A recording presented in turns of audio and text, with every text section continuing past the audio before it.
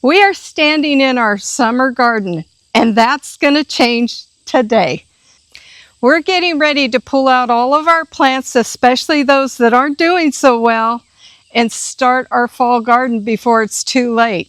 Now, we could let these plants play out, but if we do, we're going to miss our harvest in fall. Come join us today.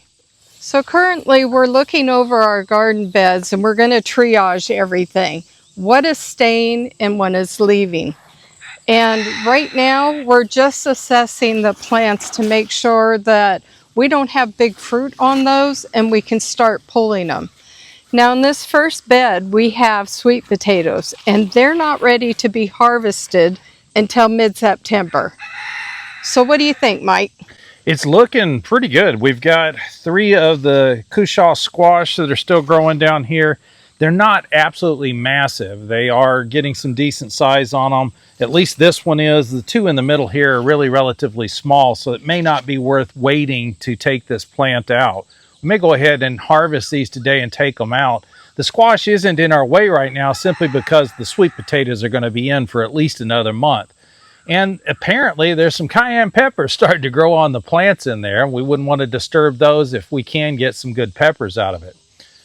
So there may be a little bit of the summer garden that still survives into our fall garden, but I think we're probably going to go ahead and take this squash today.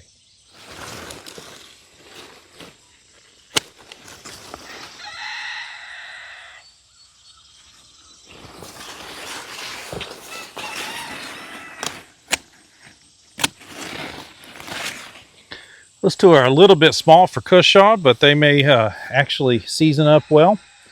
So we'll get those in drying with the others.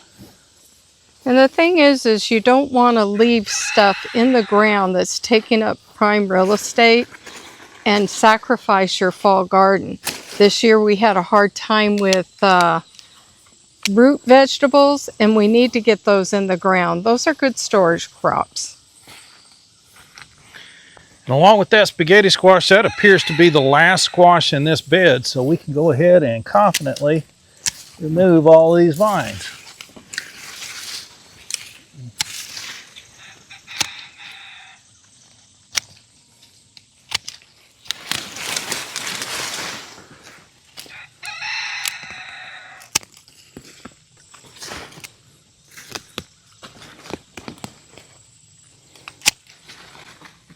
Now you might have seen foil coming off one of those squash plants. You guys, that really did help with the vine borer problem. Yeah, we didn't get any vine borers in. Well, actually this one, we've got squash.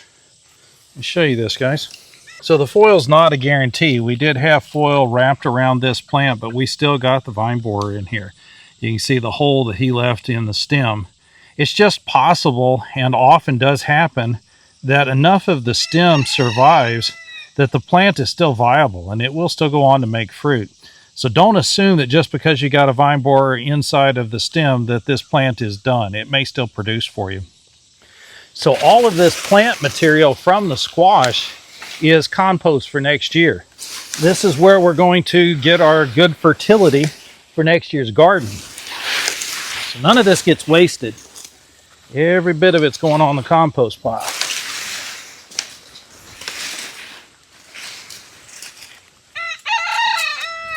Except for the aluminum foil.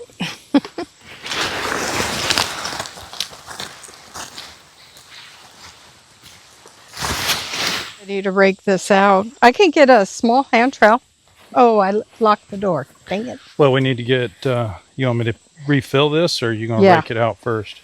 I was gonna rake it towards the edges to fill in the gap. Just to fill the gaps in. I'm putting all of the foliage down below to help. But we have some separation between our compost and the edges of the garden bed.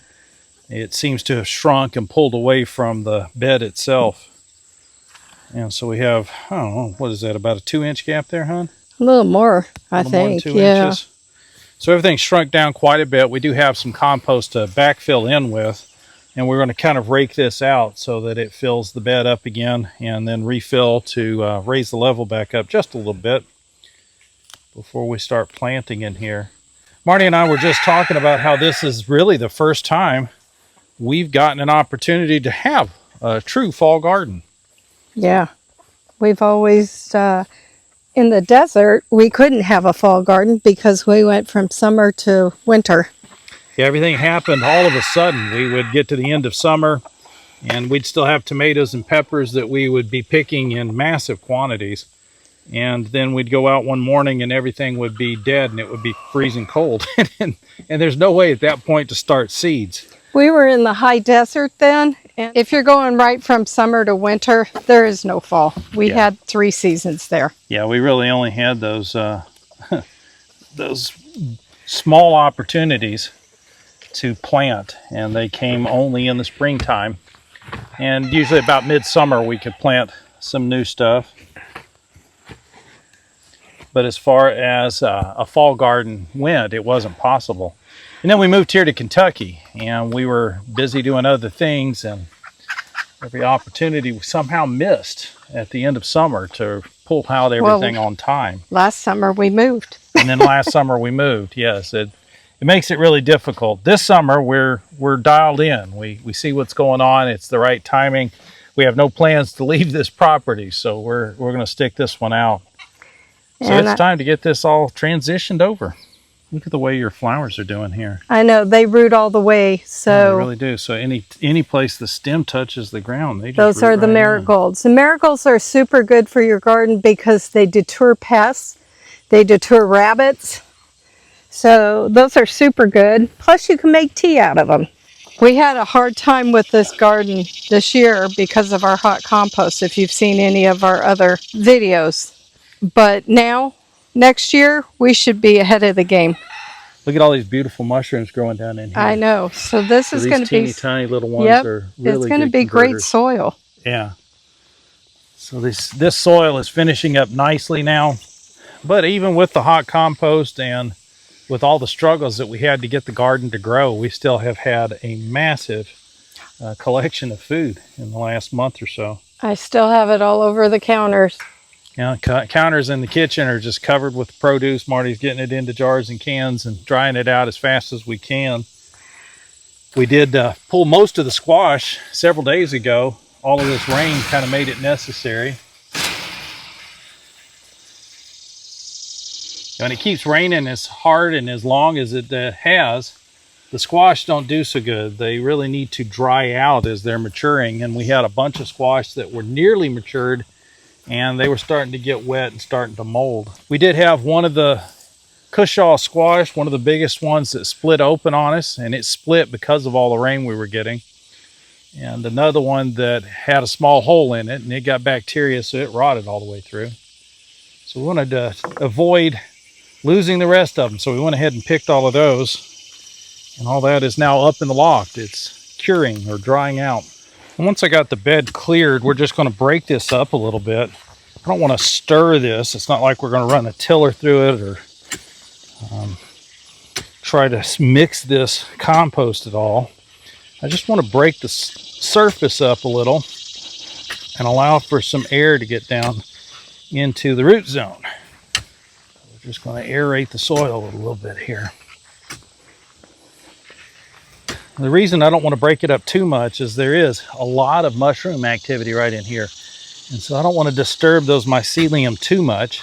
So all of these tiny little brown dots that you see in here, the light brown ones, those are actually mushroom tops. So those are fruiting bodies of a mushroom whose primary role is to decompose woody material. And if we just go a little bit below the surface here, you can see kind of the feathery look to the edges of the soil and this kind of white powdery, almost mildew-like consistency on the soil's edge there. All of that is an indication that the mushrooms are growing through there.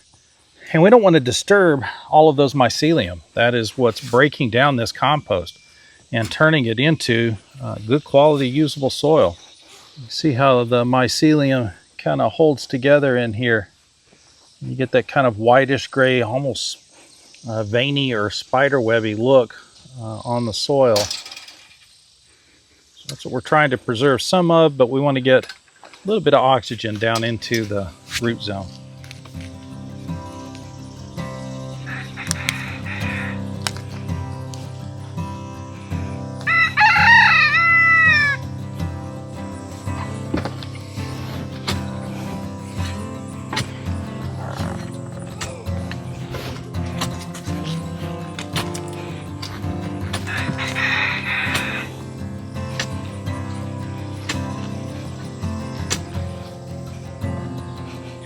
Y'all, having the silkies out here in the garden has been no end of entertainment. It is quite a little melodrama that we watch every single day that we're out here. And Better than any soap opera. They don't bother the garden, really. No. Hey, King Willie.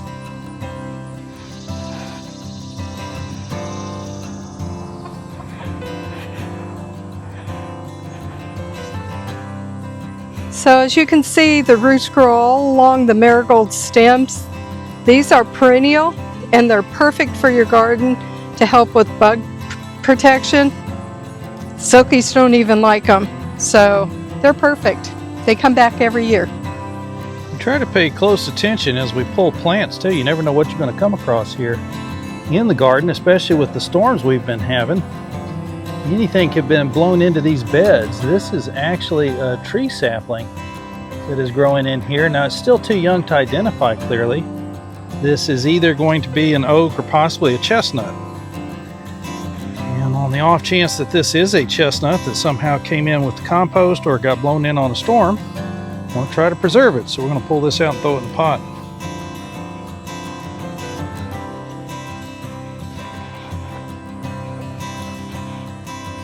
We had way more marigolds growing in our green beans than we anticipated. And Marty doesn't waste anything. These are beautiful plants.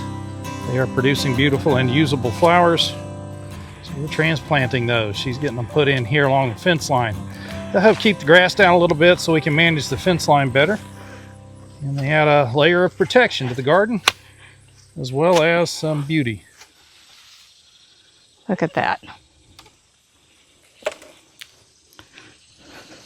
Healthy plants. Here it is. Boop, boop, boop. Did you hear it? That was a turkey that I heard. Maybe that's what it was then. Yeah, they do kind of have a swoop neck when they fly. Do they? Yep. Okay. They were down by the barn. There's really nothing to planting here. You just stick it in the ground. And this poor kale has just had a real rough go of it this summer. It keeps growing out, making beautiful leaves that then get eaten full of holes within less than a day. And we eventually come and clean it up, and it grows new leaves and gets eaten up again. So I'm hoping as we head into the fall time here, we're going to be able to get some good harvest off of this before the bugs can get to it. We're going to try to leave this in the ground and just get a little aeration down to its roots as well. And again, I'm not trying to break up or disturb root balls here. Definitely don't want to disturb the fungus too much. We want all those mushrooms to grow. Just trying to get some oxygen down to the roots of these kale plants. I'm going to grab some clippers and trim them up a little bit. So all of these beds are now reduced down to just a few brassicas that didn't do well throughout the summer, but still have some opportunity to do something impressive this fall, like this kale that's down here.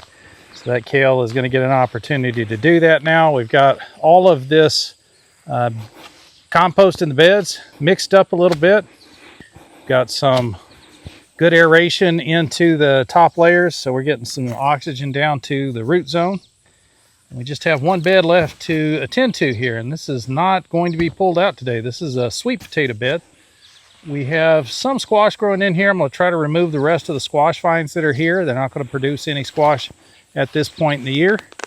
And the sweet potatoes, we're just doing a cleanup job on. I'm trying to cut the tips of the longest vines so they stop growing, and also remove any flower buds that I come across. We don't want the plant to produce a lot of flowers. We want it to produce tubers, and it will put its energy into the tubers if we clip off the flowers.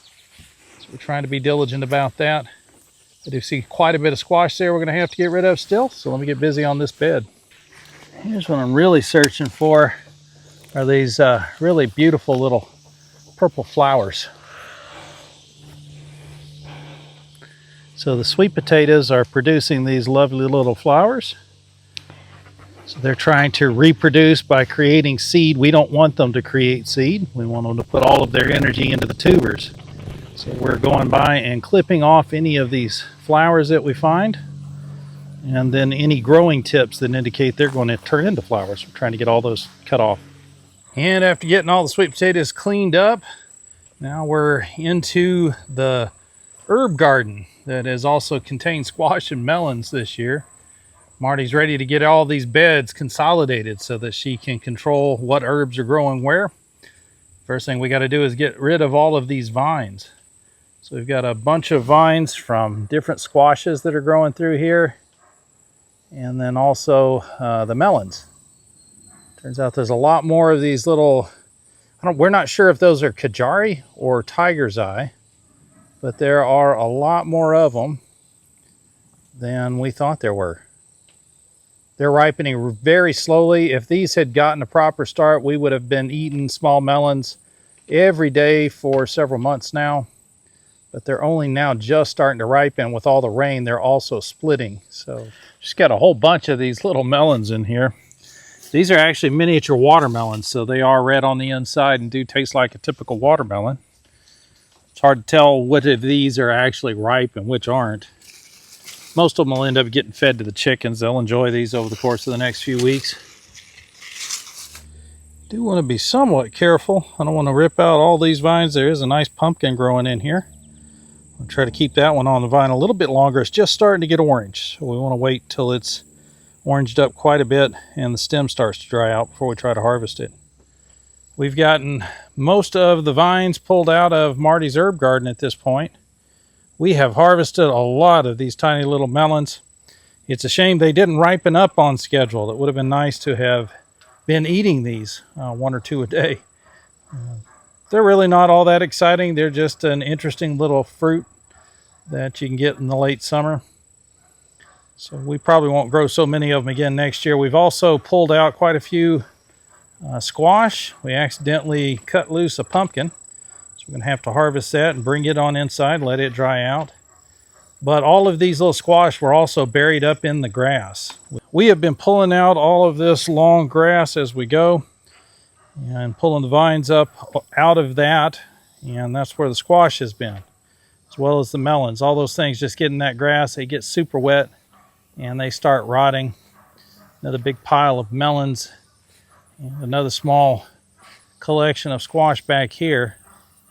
We've gotten the beds relatively clean. We've got some beds like this one that has the giant pumpkin in it. I want to try to leave those alone. We've got another pumpkin growing on the fence over here. It is hanging nicely, so we're going to leave it alone as well. And I think there's 1 or 2 other pumpkins that are still up underneath these vines. We're going to let those try to finish out. I may need to get in here and clip off some of that tall grass. Got some other small pumpkins that are getting ripe. They're just not quite ready yet, but they are getting to that point. Those will make a really nice meal. And all of this was growing in the herb garden this year. This wasn't intentional crops. These were just incidental crops. So we're really grateful to have all of this extra produce coming into the homestead. It's been a hot day out here. We're both getting a little bit sunburned and quite a bit tired. This is heavy work, getting in here and plowing through this really tall grass and getting it pulled out. So we're going to call it a day here. We'll be back out here again tomorrow. We'll pick up the video from there, show you how all this finishes up. And overnight, we were finally able to resolve the snake in the henhouse problem.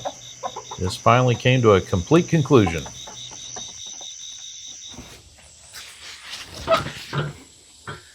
And we're back. It's another day. We've got a lot of work to catch up on out here in the garden. We got all of the produce brought in yesterday evening. And now it's time to get these beds ready. We had hoped to get these things planted yesterday.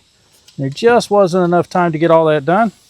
So we're going to get these things leveled out. We've got to take care of this gap around the edge of the beds where everything shrunk away from the walls. So we're going to fill that back in with what's remaining of the compost, and we'll probably be about done with that compost. If y'all remember, have a look here. You're going to see that it's been a while, but we have gotten through all of this compost. There's been quite a few weeks and months of pulling this out one shovelful at a time, getting it moved to where we needed it, and we're almost finished. It's almost complete. We've just got to fill in these gaps around the edges of the beds, and I think we'll be done moving the compost. And we got to get those seeds in the ground here. I've got a lot of cleanup to do. We still have vines from melons and vines from squash laying everywhere. That all has to be brought over and put into the compost pile. So a lot of work going on here in the garden today. Come on with us and see how we finish this thing up. So we got all the beds all cleared out now. And we do have a few brassicas. I believe it's broccoli and kale in this bed. And cabbage moths are already here. But on the trellises, I'm planting some sugar snap peas. They grow better in the cool. We have a very short season for them. And most seeds you just want to plant to a depth, whatever their size is. So these are about 1/4 of an inch. You want to put them down 1/4 of an inch. Now we do have a storm coming tonight, so this is the perfect time to be planting or transplanting. And I'm planting these about 4 inches apart. Do you have a basket out here somewhere? Yeah.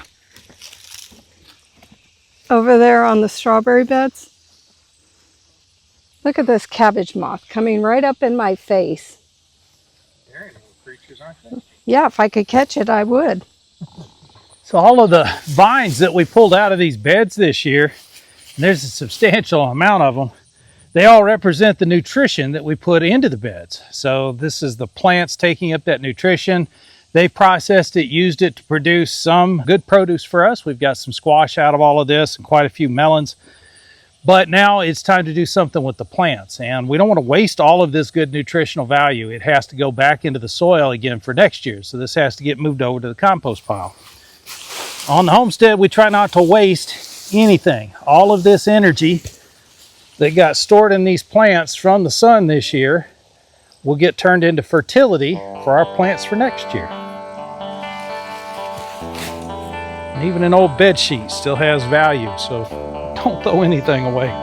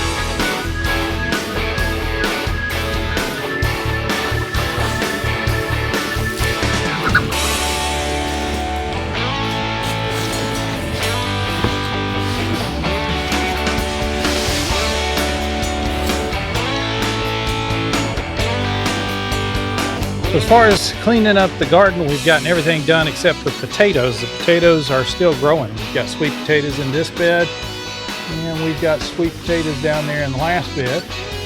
And we also have our purple majestic potatoes that are planted here in the buckets. Those should have been harvested by now, but they got such a slow start, they're still growing. We are waiting for those to start dying off. Once we see some shriveling up of those vines, then we'll know the potatoes are done. The rest of the beds are cleaned up. Marty's either gotten them planted or they're in the process of getting planted. So we've got all of that work that is complete, and the replanting is underway. We do have a bunch of storms that are heading in. We are racing storms yet again, and those are going to be starting later on tonight. That's why Marty is so anxious to get those seeds in the ground so that we have those watered and growing before we have to do much to them. We do need to pull these green beans, so we need to cut the bottom of the green bean plants and allow them to go ahead and finish up and clear the trellis so we can get some peas planted in there. We've already got some yellow wax beans planted in with the hot peppers. We're going to let the peppers see if they'll produce another flush, but we're really anxious to get those beans growing. We need to get the tomatoes harvested and get those plants pulled out. And then we'll also probably plant wax beans down this bed as well because we have the seeds already. The blackberries are doing their own thing. They're doing an excellent job of just spreading out along this bed. Doesn't look like much now, but it'll look like something pretty impressive once we get a trellis on this next year. We've already at least tripled the number of plants that we have growing here in the bed. But that does need some weeding done, and as you can see, we need to cut some grass. All of the rain we've had over the course of the last couple of weeks has made this almost impossible to get in here and cut the grass. Sunflowers are doing nicely. The heads are starting to dry out. As soon as we've got them well dried and we've got a nice brown stem, we'll be cutting those and bringing them inside to finish up. And Marty's herb garden is looking like it's gotten a severe haircut. We got rid of probably 90–95% of all of the melons and squash that were growing in here. She can now finish cleaning up these beds and get her herbs settled into just one herb per bed, or one or two, so she can control what is where. Right now we've got basil planted in so many beds it's hard to tell whether it's lime basil, lemon basil, licorice basil, or Thai basil. So that's about it for removing the summer garden and getting the fall garden started. This is the very first time in, well, over 10 years of Marty and I being able to put a garden together each year that we've managed to make a full transition into a fall garden. So we're really excited to see the results that we're going to get out of that garden. We are just absolutely elated with the amount of food we were able to generate in this summer garden, especially with the slow start that we had to it. And we're really excited to see what kind of a harvest we're going to get in a few months as this new garden begins to bring in some produce. And we've learned a lot of lessons this year. There are many things we tried out that we won't be doing again. We did have fun with planting the beds, just mixing everything together. It sounded like a great idea. Having biodiversity in each bed and just allowing them to determine for themselves how well they grew together. And that doesn't work. It doesn't work because we can't remember what we planted where. If we only planted one type of bean, then it would be fine. We could spread those beans throughout the garden. But because we planted 6 different types of beans, we should have put each one of those in a row so we could identify which beans were where. Same was true of the basil. Like I mentioned over there, we've got basil all over the place. And until you taste it, it's impossible to tell if it's lemon, lime, or licorice. And you do have to taste it to know. So we won't be doing any of that again next year. Next year, we're going to plant things in rows. We're going to plant things in isolated beds. We're going to make sure we understand what we have in the ground so that when it starts to produce a fruit, we know what to expect from it. We also won't be using hot compost anymore. We tried that. That compost just simply was not ready. When I started shoveling that up here into the beds, it smelled lovely. It didn't stink anymore. It looks good. It feels good. It looks and feels like you can grow plants in it. So we got that compost back in March or April. I'll put the video up here if you guys want to have a look at that. And it just wasn't ready for growing a garden in. And now it is fully ready. It's had plenty of time to finish off. We've got great mushroom growth everywhere we look. Another thing that we did this year that we will not be repeating is the volunteer half runners on the green beans. We put these things in because we've had success with them in the past, but the reality is they're just too stringy. It doesn't matter how careful you are at pulling the strings off of these things, they're still stringy even after you put them through a pressure canner. So we won't be growing the volunteer half runners. We'll be looking for something that's a little less stringy. We're hopeful that the wax beans we've got growing right now will be a good substitute for these green beans. And we are looking for another green bean. So if you've ever grown a green bean that didn't get stringy, especially after you put it through a pressure cooker, please let us know about that. We want to be able to get that into our garden and get it tested out. Number 4, we are not going to allow grass to grow in our herb garden anymore. Allowing this grass to grow up seemed like a good idea, and we were able to manage it just fine until it started raining and kept raining. Once that locked us out, the grass kind of took over. It's going to make weeding the beds really difficult come springtime because all that seed that's come off of the grass is now also in top of our beds. So we're not going to allow this grass to grow anymore. We're going to have to figure out another solution. Probably we're going to be putting wood chips in here, and we'll probably also put at least a 2-foot fence around this area just to keep the silkies out of it. Once we put the wood chips in here, they'll be in here moving things around all the time, and we don't want them doing that. So things are going to change a little bit out here in the herb garden, but we do want to take care of this grass. We don't want it in our herb garden anymore. And last but not least is sweet corn. We put in an entire bed. We were trying to lay in about 6 to 8 rows of sweet corn in here. We wanted to have a nice big bumper harvest. We planted that stuff 3 times, and all 3 times either the birds ate it or it just failed to germinate. So we're not going to mess around with sweet corn anymore. I think at this point, we're going to go around to some of the local shops. We've noticed that some of them here nearby carry seeds from local farmers and gardeners. So they carry just a mason jar full of seeds that somebody has left on commission, and they'll sell you a tablespoonful or a couple of ounces of those seeds. Those seeds are viable seeds that come from open pollinated plants that are grown here locally. So they've survived and done well for probably generations. And those seeds we will be able to save from season to season. So we can grow the plant and take the seed off of the plant to grow the exact same plant the next season. This sweet corn that we had planted was a hybrid. It wasn't going to do that. Even if we were very careful about how we collected the seed, it wasn't going to be viable for next year to grow the same type of corn. We're not going to plant those hybrids anymore. We're going to stick to seeds that we can collect and save and make sure that we can grow the same plant year after year with the same expected yield. So you have to stick with us. Just watch to see how this fall garden grows, and then also follow us into the spring next year. You'll see how we grow differently next year in the same garden based upon what we learned from this year. If you haven't subscribed to the channel yet, please go ahead and take a moment to do that. And while you're in there, hit that thumbs up icon. That's going to let the algorithm know you enjoyed the video. They'll share it out with more people. And we'll see you next time.